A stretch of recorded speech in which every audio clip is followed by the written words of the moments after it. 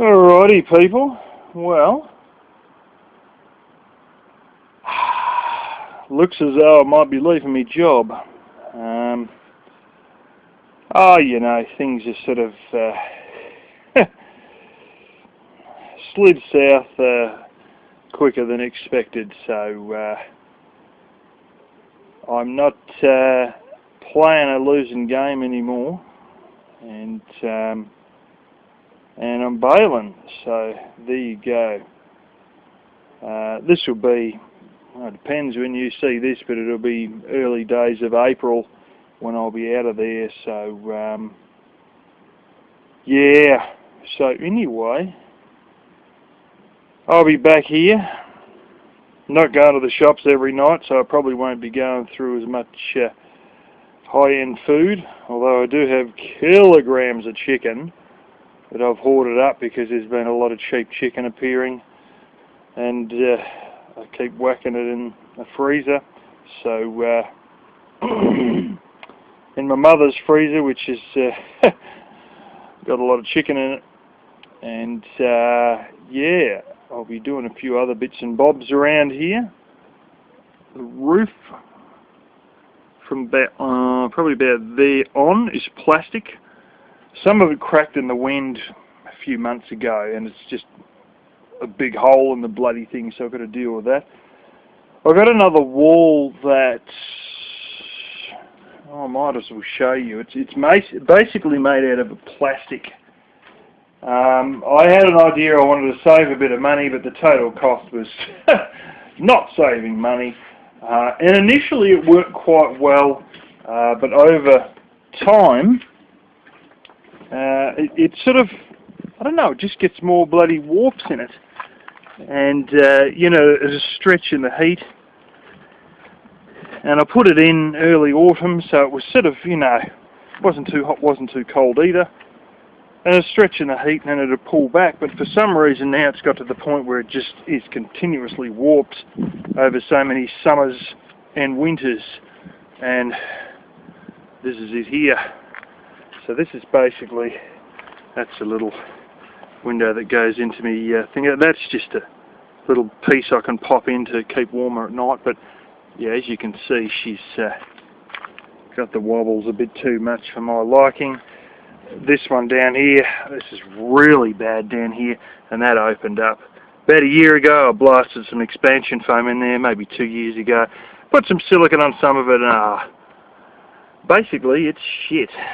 Especially at the bottom. It's so bad at the bottom that it's actually starting to crack around some of the things. But this is originally flat, but I done all this to save money and then found out that actually I didn't save bugger all. So anyway, yeah. This part will be kept. That's my corner part. That's fared fairly well actually, and that's just your corner. But all the rest of it from here back is going to go. Oh shit!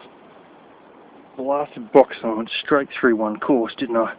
Bloody bitch! You little bastard. And while we're on the subject, some of this crapola is going to go. Now this acts as a windbreak for the house.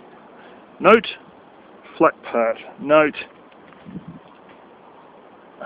branch collapse in there. That was one of the trees that's in between here that got pulled out. That's in my big wood stack. But basically from somewhere in behind this is a lot of dead. So the back of, not this part, but the back of this and everything else that way. Back to the shed is probably going. There's the cat. Yeah.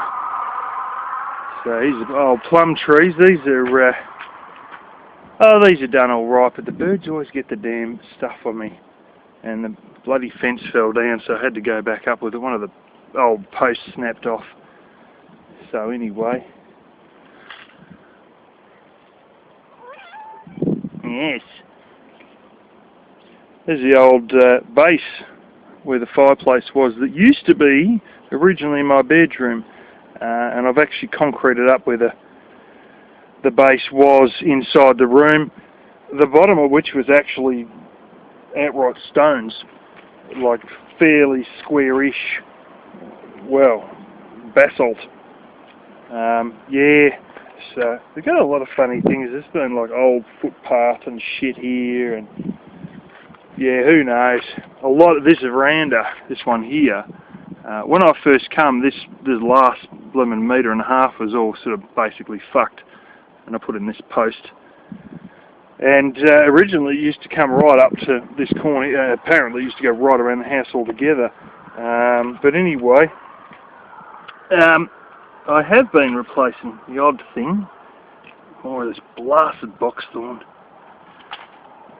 Destroys your boots, this stuff. If you're walking too much of it, it ends up destroying the soles, even in proper work boots. As you can see there and there, that's been replaced with one that's probably too big, but I've had sitting around for years.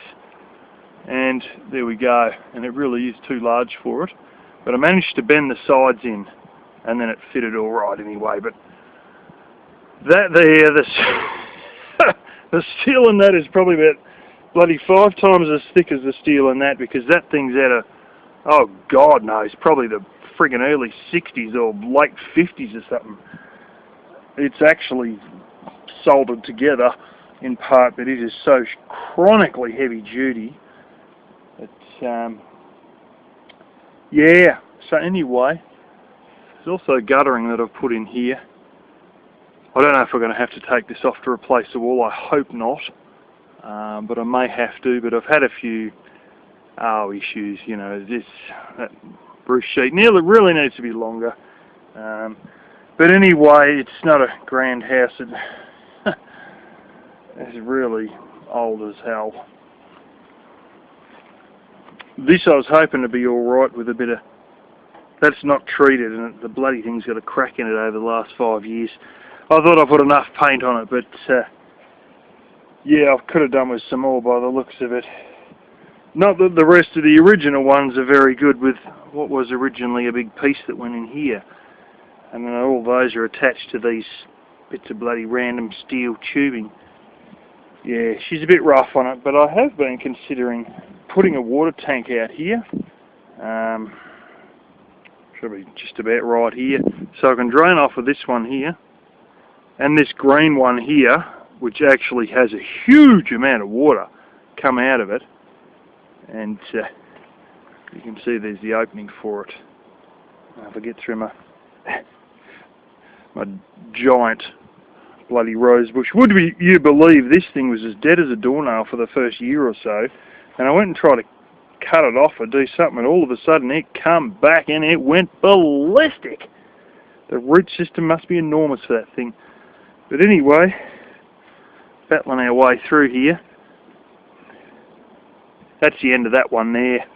And you've got the other one from the front of the house, which comes out here and goes into this tank, which also, that's the overflow for that tank.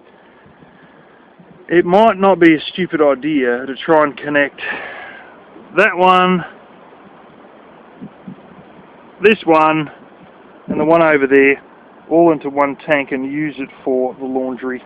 I think that would be a smart enough idea, and I actually have an old pool transfer pump. It's very low wattage. It's like about 80 watt,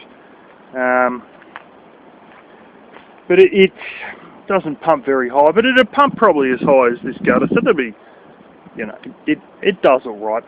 It does 2 meters, 2.5 meters. So that'll be enough just to fill the laundry, the washing machine. So that may happen in due course. They're not too expensive, some of those tanks. You know, not even $1,000 for some of them. So you're looking very shrewd there, buddy. You watching something, are you? So anyway, there'll be other boxthorns that way, including a few out near the front gate, and just hook them up and rip them out. There's a better view of that branch that collapsed in the middle there. That's flattening quite a lot of stuff, that one. It's just sheer weight, but I get a little bit fire risk orientated after the incident the other day, and you start thinking of these things, and I really think, you know, I know that many people go, oh, you should rip them all out. Well, and the house would be fucked. The house would blow away. It's wind protection. But they've got a strange thing with green box thorns that basically they're almost impossible to burn down. Having said that, some of the dead ones are quite easy to burn down. But yeah, this strain, it's just to do with how sparse they are and stuff like that. They just don't have the density to burn like you'd think. Having said that, while I still need wind protection, I don't need all of the ones that I've got here. And yeah. Anyway.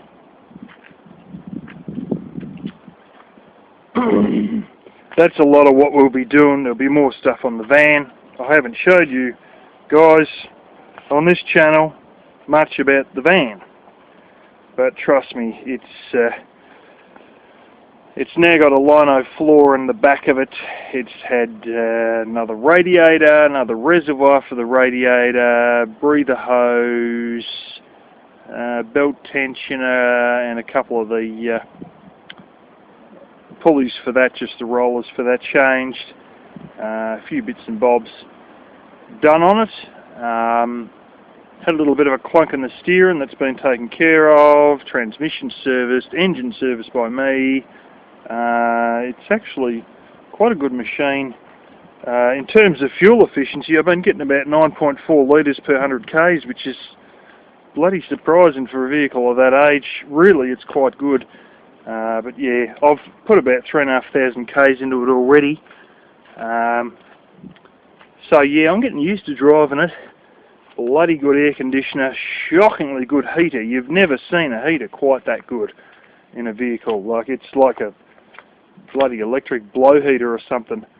And this is within a minute of starting the thing. It's blowing like a flipping electric blow heater. It's amazing the heat that thing can pump out. So she'll be a good winter vehicle, I'll put it like that. But yeah. Anyway, as for the fence down the hill and all that, my father's pretty much replaced all that already. It's almost finished. He's gone and bought all the materials for it when he retired, and that was a number of years ago. And we done my fence, and I said, "Are we going to do yours?" "Oh, we'll do it next year." "Oh, maybe next year." "Oh, next year." Then it burned down, and then we had to do it. But I really haven't done any of it. He's done. It's 90% done, and he's done it all. So yeah, because I was working most of the time, but and I had other bits and bobs here to take care of and deal with and whatnot. Got very low on water the other day, and yeah, so I spent a weekend doing that. And yeah, so anyway, I'm thinking to go and get an excavator license as well. I wouldn't mind moving into that field. One day I'll do forestry as well, I think. But yeah, where a lot of forestry takes place is a bit further afield from where I am, so yeah. Anyway, it's about all my thoughts at the moment, and yeah.